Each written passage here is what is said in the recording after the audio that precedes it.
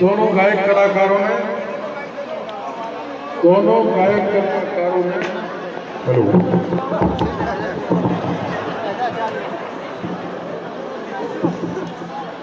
समा बांध रखा है और आप सबको मंत्रमुग्ध कर रखा है।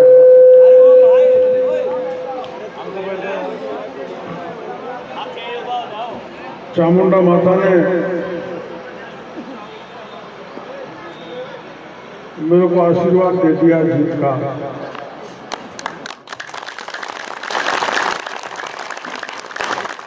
और खिरनी में आया तो बहुत बार हूँ, लेकिन हम 11:15 बज गए। 11:15 बजे भी हजारों नर नारी यहाँ पर मौजूद हैं, ऐसा मैंने कभी भी नहीं देखा। इतनी देर बाद और गायक कलाकारों को आप सुन रहे हैं, इनका भाव भी समझ रहे होंगे। इनके गीतों ने मेरे प्रचार में वो समा बांध दिया कि मेरे को भाषण देने की जरूरत नहीं पड़ती। दोनों सासू में पढ़ता हूँ बतरा में देंगा वोट की नोट। मैं सोच रहा था 2 सासू कैसे होती हैं। और कोई पहले पटेल बुजुर्गों में मुंह हुआ करते थे, जो 2-2, 3-3 रखा करते थे पटेल। तो ये प्रचार अच्छा हमारे ग्रेटर जयपुर की महापौर डॉक्टर सोम्या जी गुजर भी पधार चुकी है। एक बार जोरदार तालियों से उनका स्वागत करें। जयपुर ग्रेटर में डॉक्टर सोम्या जी गुजर।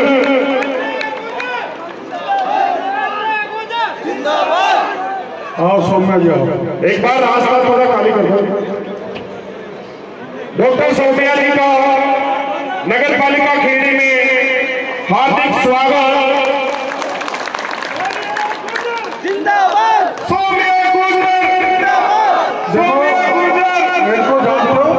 मैं परिचय करा देता हूँ।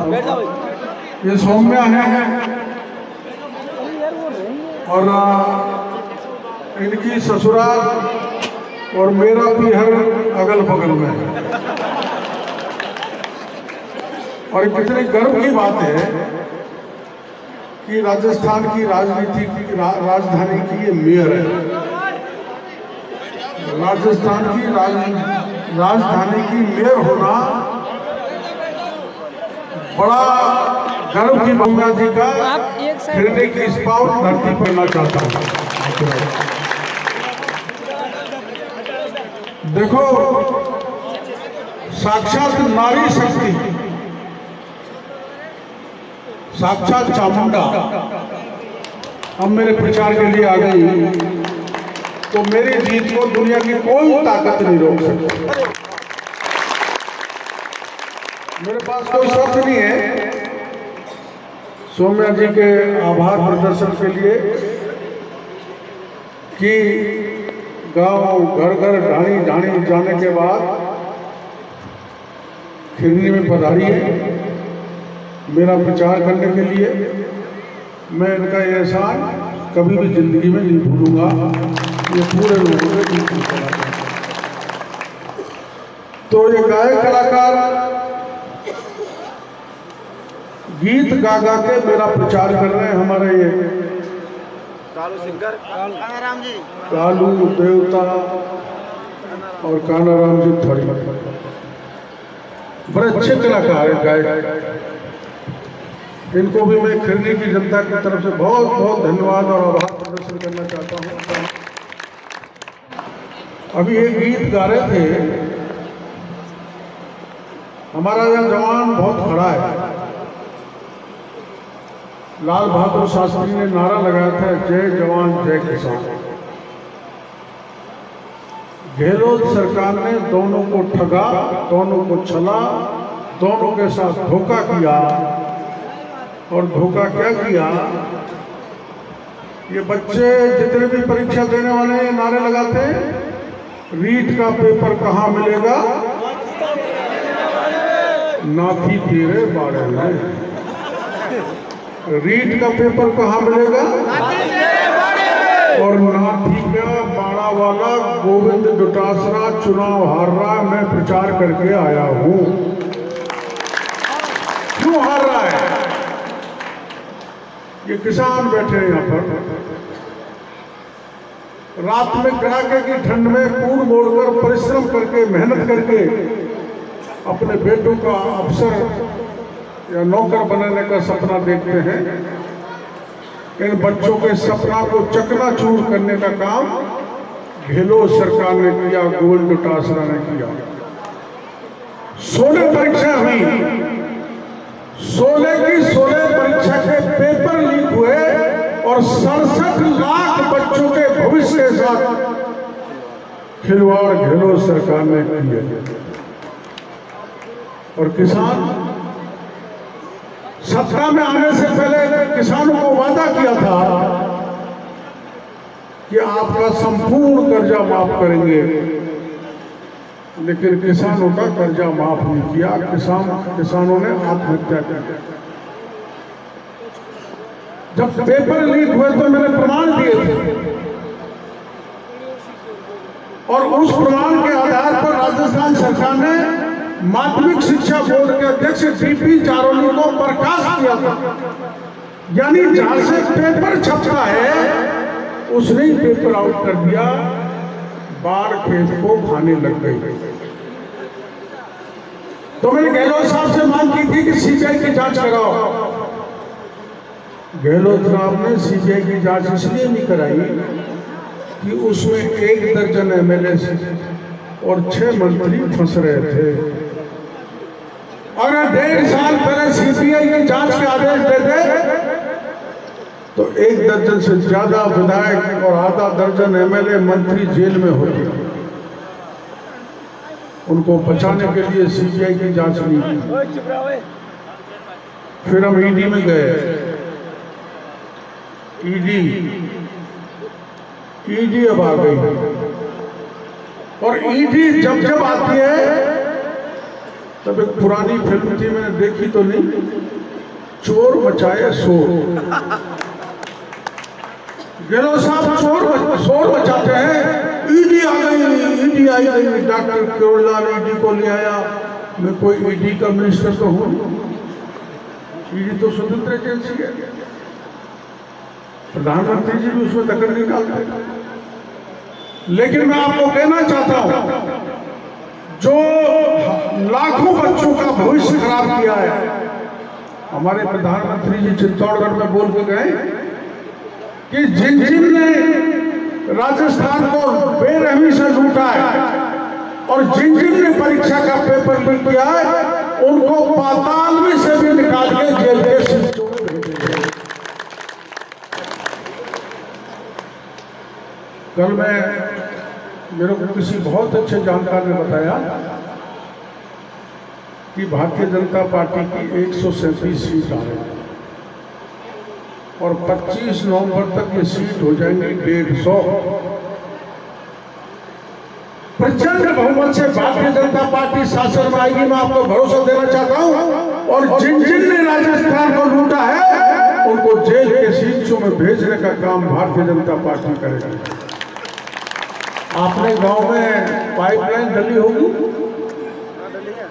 जल जीवन मिशन का 30,000 करोड़ रुपए, 30,000 करोड़ मोदी जी ने इसलिए भेजा था कि हर घर में नल का पानी पहुंचना चाहिए। लेकिन इसमें राजस्थान की सरकार 20,000 करोड़ का घोटाला कर गई। मैंने घोटाला उजागर किया, तो निशाना पानी के मंत्री महेश जोशी पर जाके लगा। इसलिए महेश जोशी को कांग्रेस ने नहीं दिया। अगर चलते चुनाव में महेश जोशी को ईडी ने पकड़ लिया तो सारी कांग्रेस बदनाम हो जाएगी। लेकिन चुनाव के बाद 1 दर्जन एमएलए और आधा दर्जन मंत्री जेल में मिलेंगे। आपको मैं कहना चाहता हूँ, मैं बड़ी चुनौती के साथ कहना चाहता हूँ। मैंने कई बार कह दिया, अगर मैं गलत कह रहा हूं तो मानहानि का दावा करो। पेपर लीक में गोविंद डोटासरा है, सुभाष गर्ग है, सुखराम बिश्नोई है, 1 दर्जन एमएलए हैं, पानी के घोटाले में महेश जोशी है, बड़े बड़े आईएएस अफसर हैं, बड़े बड़े आईएएस अफसर। एक आईएएस अफसर की साड़ी यहां भी लड़ रही है।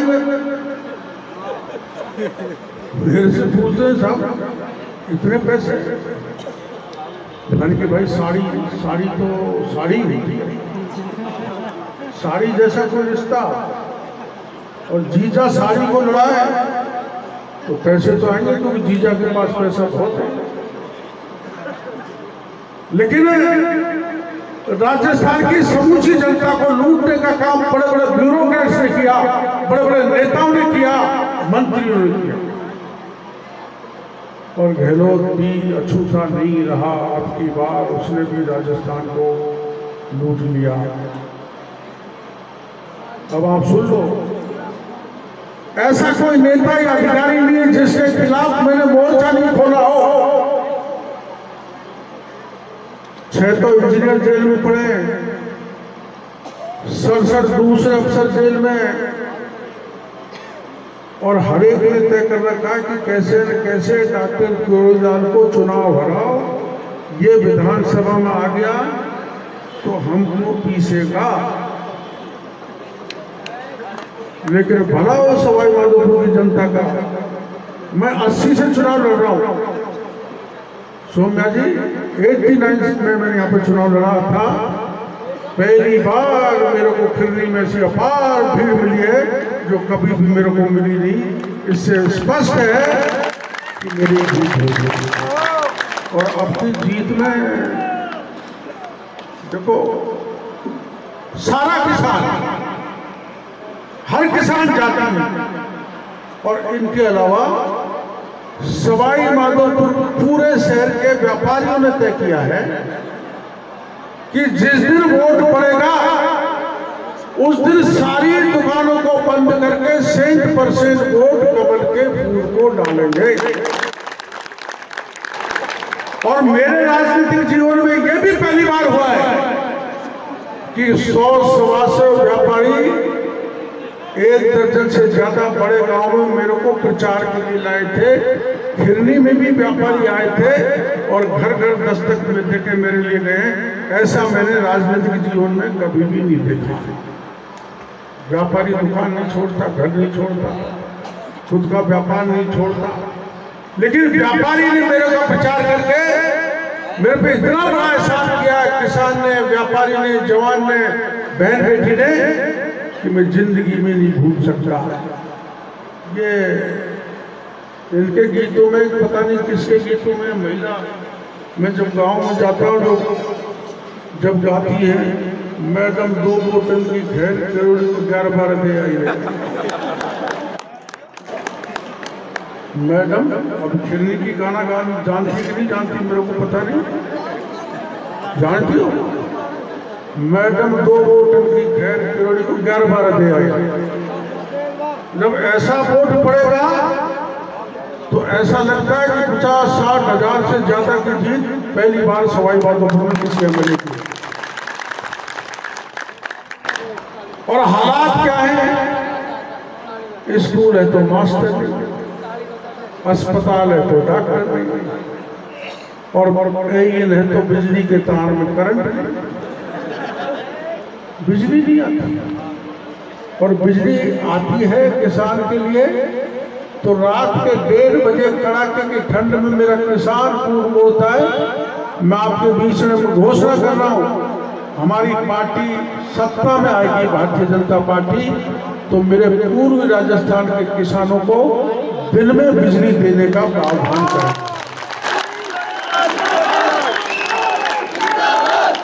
मैं अभी किसी गांव में गया था, मेरे को गांव ध्यान नहीं आ रहा, मानोली में, रात को कूड़ मोड़ते हुए एक जवान को सांप खा गया, उसकी वहीं मौत हो गई।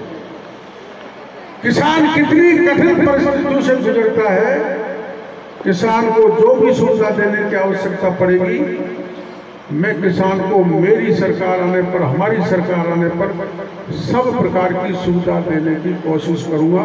इस बात का आश्वासन किसान भाइयों को देना चाहता हूं। सवाई माधोपुर का एक ही लाल। ये 5 साल तक मैं सड़क पर रहा हूं,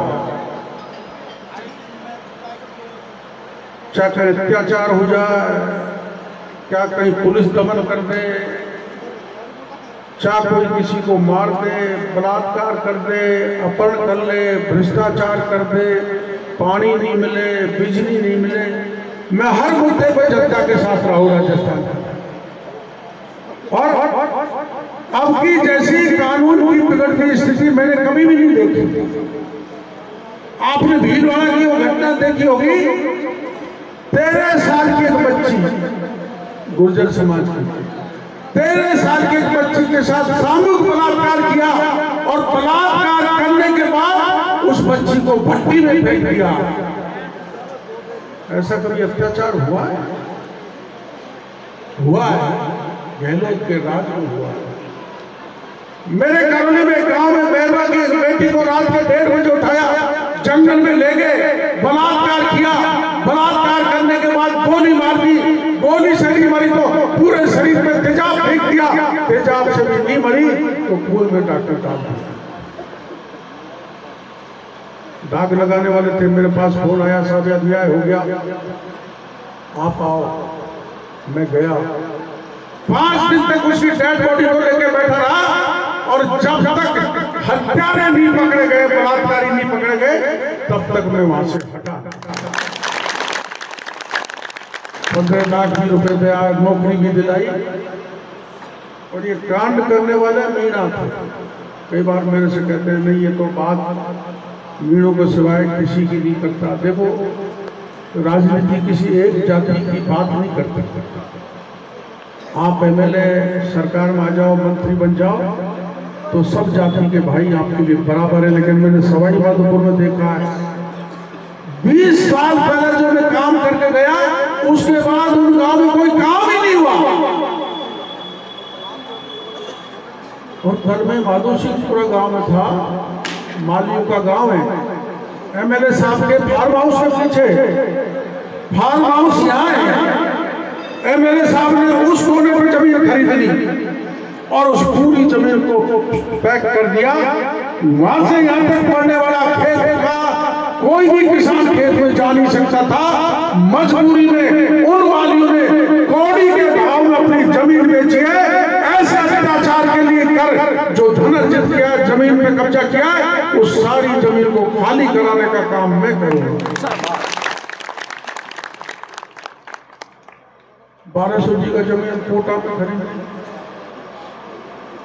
250 बीघा जमीन 5 लाख में खरीदी, कहां से आई है? आप इधर भी सुनते हो, उधर भी सुनते हो, बजरी में लूट रहे हैं। सारे मेले मिले हुए हैं। ये बजरी वाले बच्चे ट्रैक्टर चलाते हैं। मैंने परसों डांटा था उसको, ठेकेदार को, मैं बीच में आया था। मैं ट्रैक्टर वालों को आंदोलन करता रहता हूँ, बजरी ठीक से मिले, अत्याचार नहीं हो। वो जो बड़ा ठेकेदार है वो धमकाता है। हमारी नदी, हमारा गांव, हमारे बच्चों को पीटे, हमारे बेटों के ट्रैक्टर बंद कर दे और ट्रैक्टर छूटता है 1,28,000 तो ज्यादा, 4 लाख रुपए लगने लगे। महीने भर में कमाए, उस कमाई को एक ही बार में सरकार उससे ले लेती है। मैं आपको कहना चाहता हूँ, बजरी की ठेकेदार की ठेकेदारी की मनमानी को खत्म करूंगा, इस बात का वादा आपसे करना चाहता हूँ। मैं गांव में गया था, गांव भूल रहा हूँ, गिड्डाइच के पास इधर गुजरों का गांव है। हाँ अच्छे नहीं अच्छे।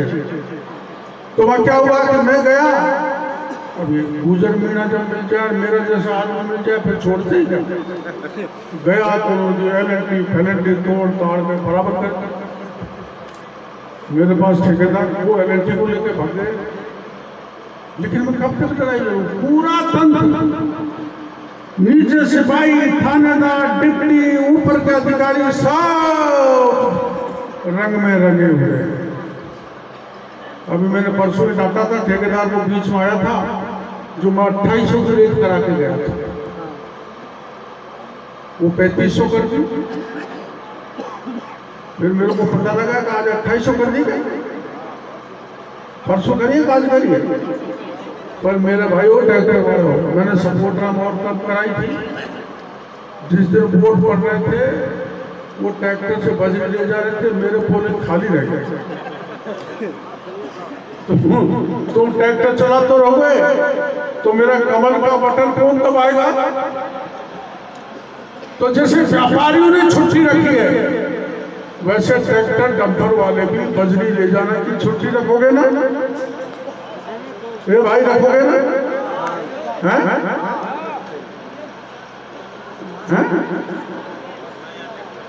ऐसा मत करना मेरे वोट को कहीं कम पड़ जाए, नहीं तो मैं पुलिस को कह के तुमको सबको बंद करवा दूंगा।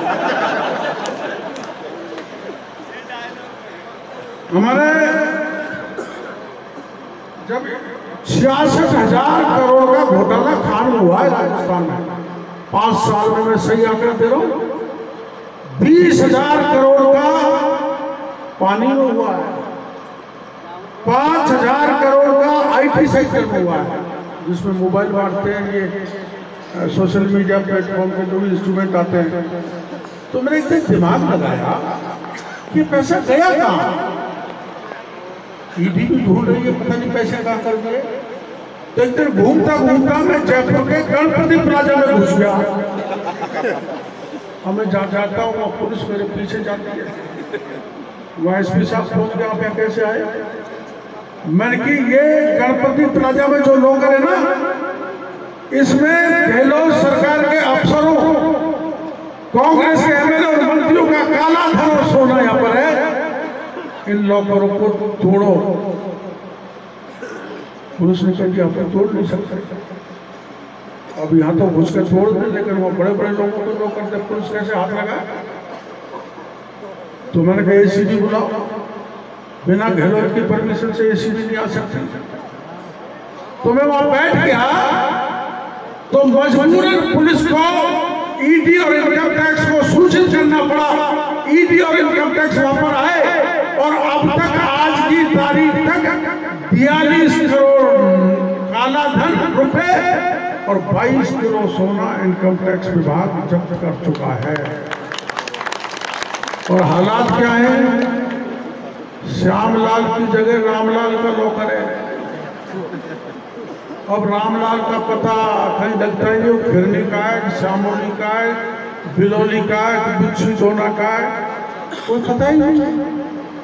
करोड़ों रुपए, ढेर सारा सोना इस गरीब जनता की कमाई का चोर अधिकारियों ने, मंत्रियों ने, एमएलए ने सब डाल रखा है। मैं आपको विश्वास दिलाना चाहता हूं कि जितने भी लुटेरे, भ्रष्टाचारी अधिकारी, एमएलए, मंत्री हैं, उनको भारतीय जनता पार्टी का राज आया तो सारा मुंह का खाया हुआ नाक से निकालने का काम हमारी सरकार करे। इसलिए मैं आपसे पूछना चाहता हूं, भ्रष्टाचार को कौन खत्म करेगा? बजरी की रेट कौन सही लगवाएगा? बहन बेटी की इज्जत कौन बचाएगा? और बिजली दिन में कौन दिलाएगा? और ये जो अपना गुंडागर्दी उसको कौन खत्म करेगा? भेदभाव को कौन खत्म करेगा? और जो गुंडे कब्जा कर लेते हैं उस प्रॉपर्टी को कौन छुड़वाएगा? तो बाबा कराएगा, तो बाबा को जिताना होगा। आशीर्वाद जिताना होगा नहीं, जिताना है। जिताओगे? मेरी बात सुनो, मेरे को पता लगा है, मैं सही ढंग से नहीं देखा, यहाँ 17,000 वोट है खिरनी में, अकेली खिरनी में 17,000, 13,000 में से अगर 10,000 वोट आपने मिलकर डाल दिए तो मैं 1 लाख से जीतूंगा।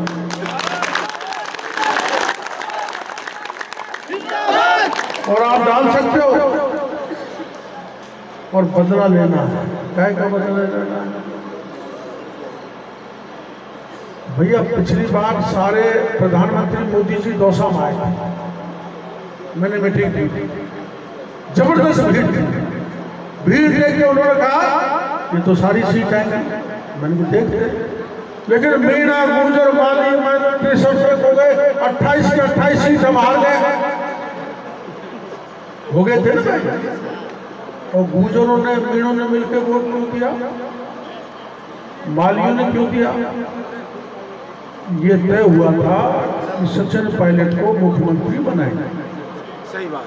गहलोत साहब को कोई दिक्कत नहीं, हमें क्या दिक्कत है, लेकिन गहलोत साहब ने क्या कहा? ये नकारा है, निकम्मा है, गद्दार है। मैं पूरे राजस्थान में घूम रहा हूँ, आज 6 आम सभा करके आया हूँ, 2 गुर्जरों में किए। गुर्जर इसका बदला लेगा कि हमारे नेता को निकम्मा और गद्दार क्यों कहा। मैं कोई गहलोत साहब का विरोधी नहीं हूं, पर भाषा की मर्यादा नेताओं में रहनी चाहिए। हमारी पार्टी में भी नेता आपस में घर में पटर करते हैं, लेकिन उनकी तरह गाली नहीं देते। और सुनो भाई, लाल बहादुर शास्त्री ने नारा लगाया था, जय जवान जय किसान। मेरा देश का जवान कड़ाके की ठंडी बर्फ के टीलों पर खड़ा होकर दुश्मन देशों से हमारी रक्षा करता है। और पुलवामा में जब घटना हुई थी तो मेरे राजस्थान के 5 जवान शहीद हुए थे। 5 जवान, एक गुर्जर, एक मीणा, एक जाट, एक राजपूत, एक ब्राह्मण। जब पुलवामा हमले में उनका अंतिम संस्कार किया गया तो गहलोत सरकार के बड़े बड़े मंत्री गए और ये आश्वासन देके आए थे कि हम घर में एक को नौकरी देंगे, मूर्ति लगाएंगे, कॉलेज स्कूल का नामकरण करेंगे, सब कुछ देंगे। लेकिन वो वीरांगना जो विधवा हो गई थी, 4 साल तक मंत्रियों का चक्कर निकालती रही, लेकिन मंत्रियों ने उनको कुछ भी नहीं दिया। अंत में 5 मेरे पास आए जब विधानसभा चल रही थी, मेरे पास आके कहने लगी कि हमें नौकरी दिलाओ, हमारे पतियों के नाम से चौराहा कराओ, कॉलेज कराओ, स्कूल कराओ, सरकार ने आश्वासन दिया है। मैं वैसे ही चलती है, चलो विधानसभा चलते हैं, इन वीरांगनाओं को गहलोत साहब से मिलाते। मैं पहुंचा, मैंने सोचा मैं MP हूँ और इनके पति ने देश के लिए सबसे बड़ी साधन भी अपने प्राण न्यौछावर करके, इनसे मुख्यमंत्री जरूर मिलेंगे। लेकिन मुख्यमंत्री जी मिलना तो दूर की बात, विधानसभा का बड़ा दरवाजा बंद कर दिया। आपको भी कहना चाहता हूं, ये कांग्रेस का दरवाजा विधानसभा में पहुंचने का पूरी तरह से बंद कर डालो। यही नहीं हुआ, मैं उनकी मांग को लेकर जयपुर में बैठा रहा 10 दिन तक और एक ही मांग करता रहा, मुख्यमंत्री जिनके पतियों ने देश के लिए अपने प्राण न्यौछावर कर दिए, उनसे मिलकर एक बार उनकी प्रार्थना तो सुनो, उनकी बात तो सुनो। लेकिन मुख्यमंत्री जी ने बात नहीं सुनी और रात के अंधेरे में 3 बजे उन 5 वीरांगनाओं को गिरफ्तार कर लिया, चोटी पकड़ कर खींचा, किसी की साड़ी गिर गई। मेरे को पता लगा तो मैं उनको ढूंढने गया तो मेरे को भी पुलिस ने घेरा। SP की अगुवाई में ढेर सारी पुलिस, मेरे भी कपड़े फाड़ दिए, मेरी भी गर्दन तोड़ दी, मेरे भी चोट आ गई। हम तो राजनेता, हम कोई दिख नहीं होता। पुलिस लाठी चलाए, गोली चलाए, जेल में डाले, कपड़े फाड़े, कुछ भी करे, लेकिन उन महिलाओं, उन विधवाओं का जिनके पति देश के लिए शहीद हो गए, उनका अपमान गहलोत सरकार ने किया है। इसलिए उस अपमान का बदला लेना, ये बात कहने के लिए मैं आपके बीच में आया। 2 अपमान, वीरांगनाओं का अपमान और कांग्रेस के दिग्गज नेता सचिन पायलट का अपमान और डॉक्टर किरोड़ीलाल के अपमान का बदला लोगे? 25 तारीख को लोगे? हाथ खड़ा करो, 25 तारीख को बदला लेंगे। बोल चामुंडा मैया की जय। अब मैं सौम्या जी से कहूंगा, ये